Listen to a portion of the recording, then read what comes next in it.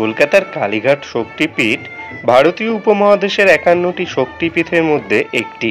এই মন্দিরটি দেবী কালীর বাসস্থান এবং এটি আদি গঙ্গার তীরে অবস্থিত, যা এই মন্দিরটির নাম দিয়েছে।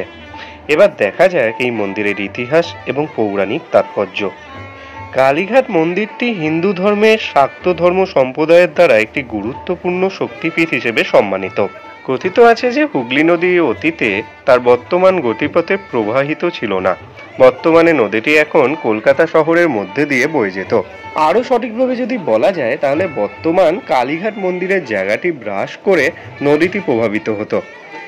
বছরের পর বছর ধরে 17 শতকে খাল সৃষ্টি এবং অন্যান্য ভূতাত্ত্বিক কারণের ফলে নদীটি স্থানান্তরিত হয় এবং যা অবশিষ্ট রয়েছে তা আদি গঙ্গা নামে পরিচিত। এটা বিশ্বাস করা হয় যে মন্দিরের স্থানটি অনাদিকাল থেকে একটি উপাসনালয় ছিল। কথিত আছে যে মন্দিরটি চৌরাঙ্গগিরি নামে একজন ধার্মিক সাধক দ্বারা প্রতিষ্ঠিত হয়েছিল, যিনি কালীর মুখের ছাপ আবিষ্কার করেছিলেন এবং একটি ছোট কুড়ো ঘরে মূল কালী মন্দিরটি প্রতিষ্ঠা করেছিলেন। 1500 শতকের মনসা ভাসান এবং কবি চণ্ডীতে প্রথম লিখিত উল্লেখ পাওয়া যায় এর। কালীঘাট মন্দির সম্পর্কিত আরো গল্প রয়েছে। সবচেয়ে জনপ্রিয় গল্পগুলির মধ্যে একটি হলো আত্মারাম নামক ব্রাহ্মণের, যিনি ভাগীরথী নদীতে মানুষের পায়ের আঙুলের আকৃতির কাঠামো পর্যবেক্ষণ করেছিলেন। লোকে বিশ্বাস করে যে তিনি আলোর রশ্মি দ্বারা পরিচালিত হয়েছিল, যা মনে হয় জল থেকে উঠে আসছে। ব্রাহ্মণ পাথরের টুকরোটিকে অনুরোধ করলেন। তাকে স্বপ্নে জানানো হয়েছিল যে পায়ের আঙুলটি দেবী সতীর।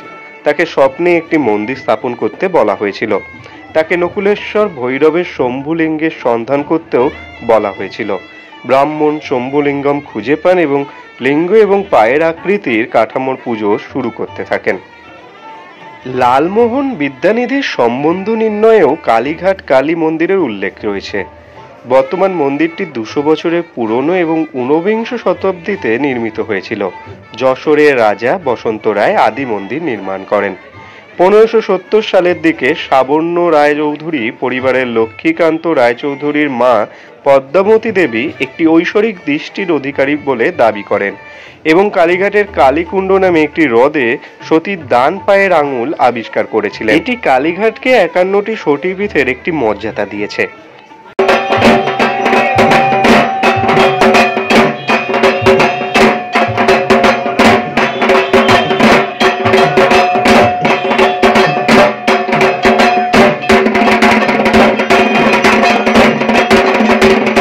কালীঘাট মন্দিরে কালীমা অনন্য, কারণ অন্যান্য কালীমূর্তি আমরা যা দেখি তার থেকে কিন্তু এই কালীমূর্তি পৃথক। স্পর্শ পাথরের বিদ্যমান মূর্তিটি 2 সাধু আত্মারামগিরি এবং ব্রহ্মানন্দগিরি দ্বারা তৈরি করা হয়েছিল। দেবতার 3টি বিশাল চোখ, 4টি সোনার হাত এবং সবচেয়ে গুরুত্বপূর্ণ একটি দীর্ঘ সোনার জিহ্বা রয়েছে। এটি সাবর্ণ রায়চৌধুরী পরিবারের কুলদেবী মাতা ভুবনেশ্বরীর মূর্তির ওপর ভিত্তি করে তৈরি বলে জানা যায়।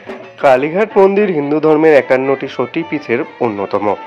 হিন্দু পৌরাণিক কাহিনী অনুসারে দেবী সতী তার পিতার বাড়িতে পূজা সেবার জন্য স্বাগত না জানানোর জন্য তার পিতার সাথে লড়াই করার পরে নিজেকে সমঝোতামূলক আগুনে জীবন্ত পুড়িয়ে ফেলেন।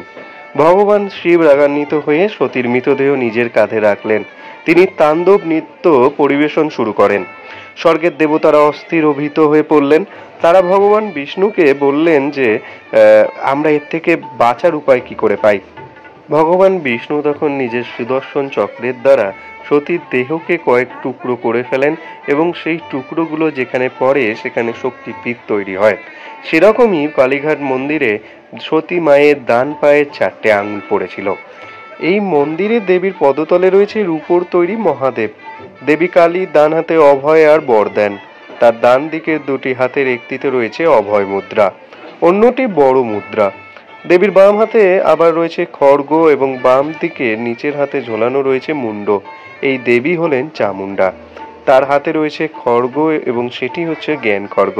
তিনি সেই জ্ঞান খড়গ দিয়ে অজ্ঞানতা নাশ করেন।